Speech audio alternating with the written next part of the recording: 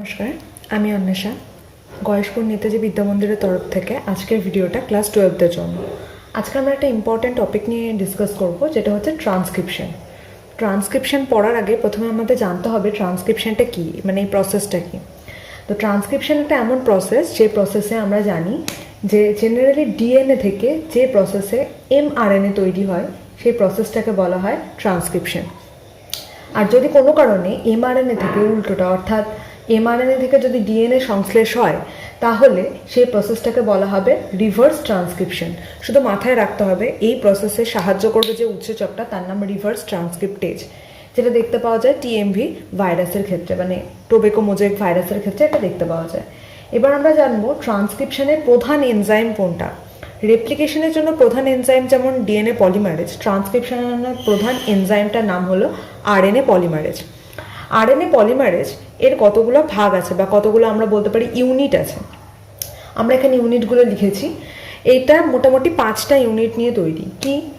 2টো alpha থাকে, একটা beta থাকে, একটা বিটা প্রাইম থাকে, আর একটা থাকে ওমেগা। এই অংশগুলো এদের মধ্যে দেখতে পাওয়া যায়। কীরকমভাবে থাকে ওরিয়েন্টেশন আমি দেখিয়েছি, 2টো আলফা, একটা বিটা, বিটা প্রাইম, আর মাঝখানে ওমেগা। এবং এই অবস্থায় এই যে জিনিসটা রয়েছে যে আরএনএ পলিমারেজ, এই ফ্যাক্টরটা মানে এই আরএনএ পলিমারেজ উৎসেচকটা মোটামুটি ইনঅ্যাক্টিভ কন্ডিশনে থাকে।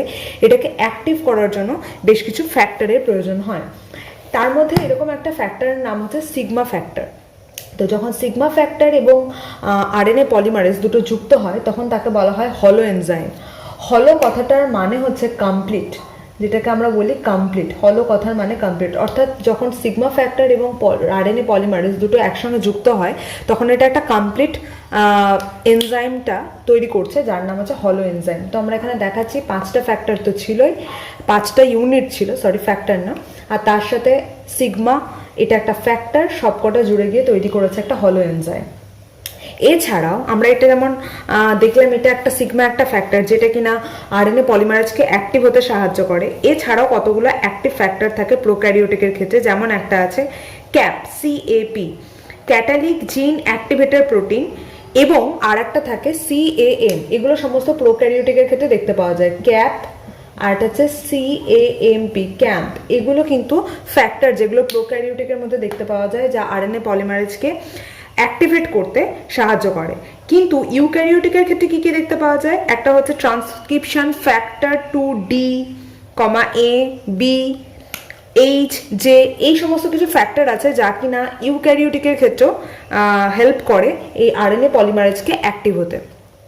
তো এবার আমরা শুরু করব আরএনএ ট্রান্সক্রিপশন, মানে যেটা আমরা তৈরি করা দেখব, বা ট্রান্সক্রিপশন প্রসেস কি করে শুরু হচ্ছে। তো যখন আমরা রেপ্লিকেশন পড়েছিলাম, আমরা দেখেছিলাম রেপ্লিকেশন একটা নির্দিষ্ট অঞ্চল থেকে শুরু হয়। ঠিক তেমনই ট্রান্সক্রিপশন একটা নির্দিষ্ট অঞ্চল থেকে শুরু হবে। অর্থাৎ এই যে ডিএনএ পলিমারেজ যেমন একটা পার্টিকুলার রিজিয়ন থেকে বসে কাজটা শুরু করেছিল, এখানেও তেমন আরএনএ পলিমারেজ এবং সিগমা ফ্যাক্টর একটা পার্টিকুলার রিজিয়নে বসে পুরো কাজটা বা আরএনএ সংশ্লেষটা শুরু করবে। এটা একটা ডিএনএর মধ্যে যে পার্টিকুলার রিজিয়ন থেকে এই আরএনএ পলিমারেজটা এসে বসবে এবং যেখান থেকে পুরো এই ট্রান্সক্রিপশন ফ্যাক্টরটা শুরু হবে, সেই রিজিয়নটাকে বলা হয় প্রোমোটার।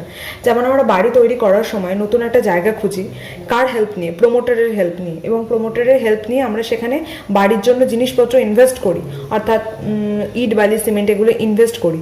তাহলে তার করার জন্য আমার কি দরকার? একটা ভালো জায়গা জমি দরকার। সেটা কে খুঁজে দেয়? প্রোমোটার। এখানেও তেমন তাই, এই প্রোমোটার রিজিয়নে এসে আরএনএ পলিমারেজ বসে। এবং আরএনএ পলিমারেজ একা বসে না, তার সাথে একটা সিগমা ফ্যাক্টরও এসে বসে এবং সেখান থেকে এটা ইনিশিয়েট করে, অর্থাৎ এটা শুরু হয়। তো প্রোমোটার প্রোক্যারিওট আর ইউক্যারিওটিকের ক্ষেত্রে আলাদা আলাদা। কেন? প্রোমোটার যখন প্রোক্যারিওটিকের ক্ষেত্রে দেখতে পাওয়া যায়, দুটো প্রোমোটার রিজিয়ন আছে, একটা প্রিগনো বক্স আর একটা রিকগনিশন সিকোয়েন্স। যে কোনো জায়গায় এসে তো আর প্রোমোটার রিজিয়ন বসতে পারে না, এখানে পার্টিকুলার একটা সিকোয়েন্স আছে।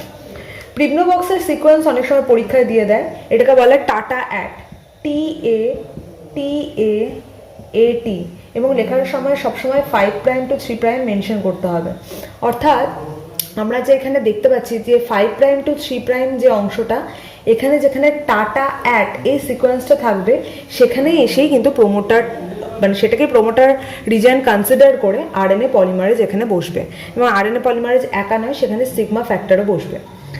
আর ইউক্যারিওটিকের ক্ষেত্রেও এরকম দুটো রিজিয়ন রয়েছে, যেটাকে বলবো প্রোমোটার রিজিয়ন। একটা হচ্ছে ক্যাট, CAAT 5' to 3', আর একটা হচ্ছে tata box, TATA tata box 5' to 3'।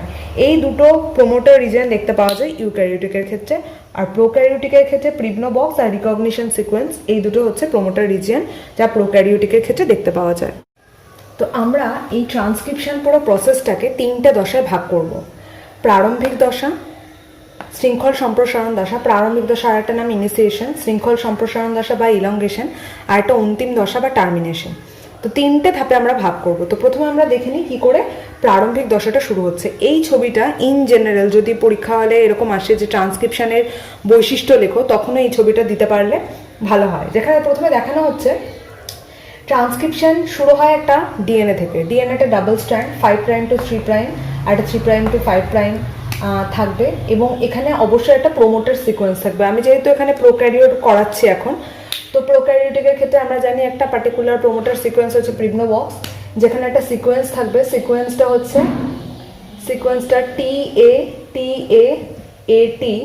5' to 3', অর্থাৎ এই জায়গাতে থাকবে 5' to 3' অঞ্চলে, এবং এটা দেখতে পাওয়া যাবে। তো এখানে কি করা হচ্ছে, এর উপরে এসে প্রথমে আরএনএ পলিমারেজ এসে বসে, এবং যখন আরএনএ পলিমারেজ এসে বসে এই পার্টিকুলার জায়গায়, কোন জায়গায় এসে বসে, প্রোমোটার রিজিয়নে, তার সাথে সিগমা ফ্যাক্টরও এসে এখানে বসে। এবং সিগমা ফ্যাক্টর আর আরএনএ পলিমারেজ যখন এখানে এসে বসে শুরু করে, তখন এদের মধ্যে যে বন্ডটা ছিল, বন্ডটা ভেঙে যায় এবং একটা বাবল ফর্মেশন হয়। এটাকে বলা হয় ট্রান্সক্রিপশন বাবল। যেমন রেপ্লিকেশনের ক্ষেত্রেও হয়, তেমন ট্রান্সক্রিপশনের ক্ষেত্রেও হয়। এটাকে বলা হয় ট্রান্সক্রিপশন বাবল। এইটুকুনি পোর্শনকে বলা হয় প্রারম্ভিক দশা, অর্থাৎ প্রারম্ভিক দশায় শৃঙ্খল যখন ভাঙতে শুরু করেছে সেই দশায় এইটুকুনি ঘটনা ঘটে। এরপর আমরা যাব শৃঙ্খল সম্প্রসারণ দশা, কিন্তু তার আগে একটু ছোট্ট করে কয়েকটা জিনিস বলে নিই। যেমন এই প্রোমোটার রিজিয়ন যখন তৈরি হয়েছে, তখন আমাদের একটা জিনিস জানতে হবে যে ট্রান্সক্রিপশন যেখান থেকে স্টার্ট হচ্ছে সেটাকে আমরা বললাম ট্রান্সক্রিপশন স্টার্ট সাইট। এরপর এই অংশকে আমরা দুটো ভাগে ভাগ করতে পারি, একটা হচ্ছে ডাউনস্ট্রিম আর একটা হচ্ছে আপস্ট্রিম। যেখান থেকে mRNA সংশ্লেষ হচ্ছে, অর্থাৎ যেখান থেকে mRNA তৈরি হয় যে পোর্শনটা থেকে, সেই পোর্শনটা অর্থাৎ mRNA যেখানে সংশ্লেষ হবে তাকে ডাউনস্ট্রিম বলে, এবং সেই দিকে নিউক্লিওটাইডগুলোকে ধনাত্মক ধরা হয়, এবং স্টার্ট সাইটের পিছনের দিকে অর্থাৎ যে নিউক্লিওটাইডগুলো থাকবে তাদেরকে ঋণাত্মক ধরা হবে, এবং শনাক্ত করা হবে যে সেগুলো হচ্ছে আপস্ট্রিম।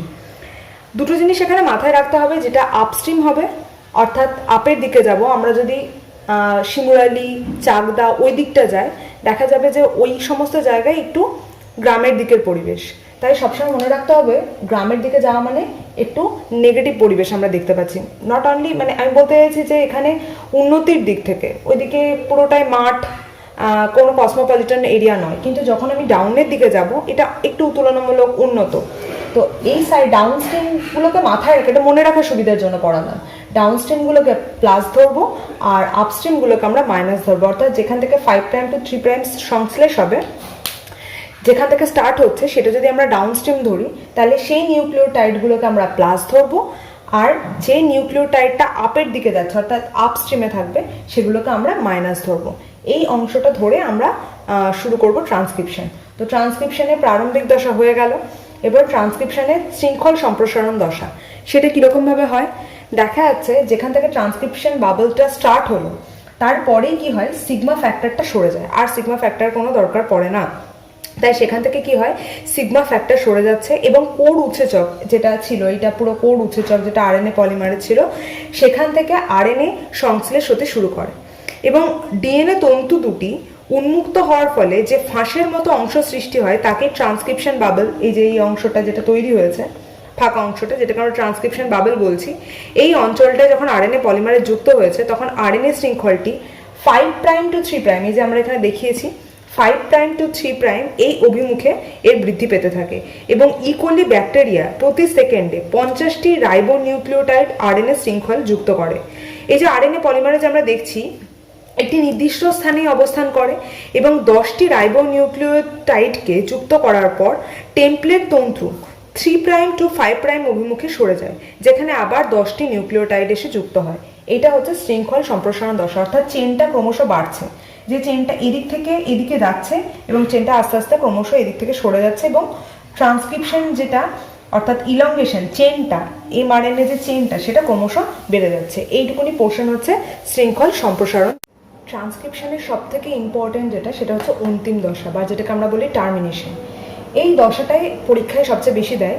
তো এটাকে আমরা দুভাগে ভাগ করতে পারি, একটা রো নির্ভর দশা আর একটা রো নিরপেক্ষ দশা। রো নির্ভর দশা মানে রো একটা প্রোটিন, যে প্রোটিনটা অন্তিম অর্থাৎ টার্মিনেশন ঘটাতে সাহায্য করে।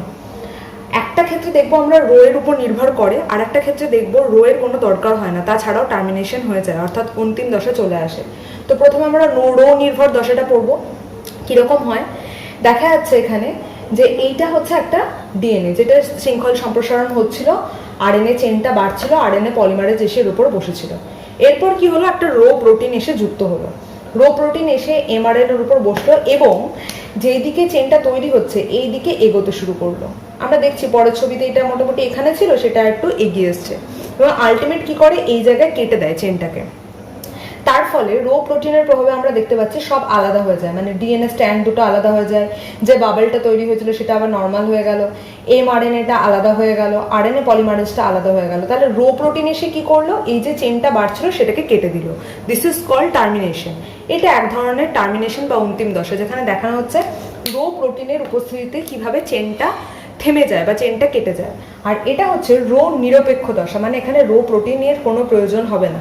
তাহলে আমরা জানবো কি করে, এমআরএনএ চেনটা আলাদা হয়ে যাচ্ছে, এমআরএনএটা বাড়ছিল এবং এখানে কোনো রো প্রোটিন লাগবে না। এবার এই যে বাড়তে বাড়তে এই একটা ইনভার্টেড সিকোয়েন্স তৈরি করে। কি করে ইনভার্টেড সিকোয়েন্সটা করে, অ্যাকচুয়ালি এখানে একটা প্যালিন্ড্রোমিক সিকোয়েন্স তৈরি হয়ে যায়। প্যালিন্ড্রোমিক সিকোয়েন্স কি, কোনো একটা সিকোয়েন্স এদিক থেকে পড়লেও যা আসবে, যদি এদিক থেকে পড়লেও সেটাই আসে, তাহলে সেটাকে আমরা বলবো প্যালিন্ড্রোমিক সিকোয়েন্স। অর্থাৎ এদিক থেকে যদি কোনো একটা সিকোয়েন্স হয় GAATTC, আমি ধরে নিচ্ছি এদিক থেকে পড়লে হচ্ছে, তাহলে এর কমপ্লিমেন্ট কি কি দাঁড়াবে, GAATTC। অর্থাৎ এমন একটা সিকোয়েন্স যেটা এদিক থেকে পড়লেও যা আসবে এদিক থেকে পড়লেও তাই আসবে। তখন কি হবে, যদি এরকম কোনো সিকোয়েন্সের চেনটা বাড়তে থাকে তখন সেটা ঘুরে যায় এবং নিজেদের মধ্যে একটা ইনভার্টেড শেপেড স্ট্রাকচার তৈরি করে দেয়, যেটা মেয়েদের অনেকটা চুলের খোপাতে ইউজ করা হয়, যে হেয়ার পিন, সেরকম তৈরি হয়ে যায়। এইরকম দশা তৈরি হয়ে গেলে তখন নিজে থেকে চেনটা এরকম জায়গা থেকে কেটে যায় এবং এখানে কোনো রো প্রোটিনের দরকার হয় না, সবগুলো আলাদা হয়ে যায়। তারপরে এমআরএনএটাও আলাদা হয়ে যায়, আরএনএ পলিমারেজ আলাদা হয়ে যায়, ডিএনএ সিকোয়েন্সগুলো আস্তে আস্তে আলাদা হয়ে যায়। তো এই যে দশাটা, এখানে কোনো রো প্রোটিন লাগছে না, শুধুমাত্র ইনভার্টেড সিকোয়েন্সের কারণে।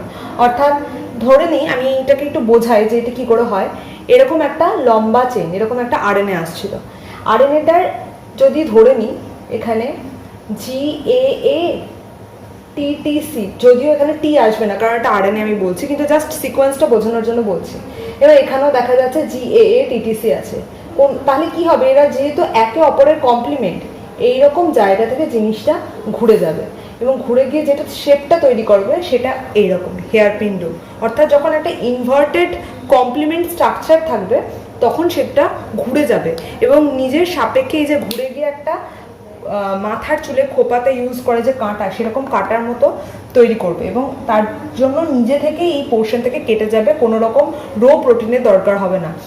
এই পুরো প্রসেসটা হচ্ছে অন্তিম দশা। পরীক্ষা যদি প্রশ্ন আসে অন্তিম দশা, তখন সেটাকে আমরা তাহলে লিখতে হবে, দুভাগে ভাগ করা যায়, একটা রো নির্ভর একটা রো নিরপেক্ষ বলে এটার জন্য ছবি দিতে হবে, এটার জন্য ছবি দিয়ে ব্যাখ্যা করতে হবে। এইটুকুনি গেল ট্রান্সক্রিপশন পুরো পদ্ধতিটা। Thank you.